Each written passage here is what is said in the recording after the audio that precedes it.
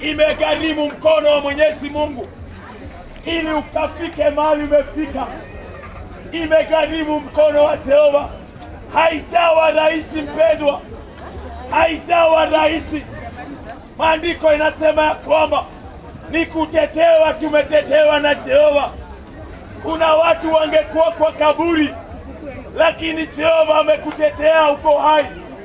Kuna watu wangekuwa wamefilisika kibiashara, lakini Jehova ndiye amekutetea. Kaa katika hali ya kunyenyekea, kaa katika hali ya kuvunjika, ili Mwenyezi Mungu akuinue zaidi. Kaa katika hali ya kutulia mpendwa, ili Mwenyezi Mungu akaweze kukubariki. Sio kwa uwezo wako, bali ni kutetewa na Jehova. Sio kwa uwezo wako, bali ni kutetewa na Mwenyezi Mungu.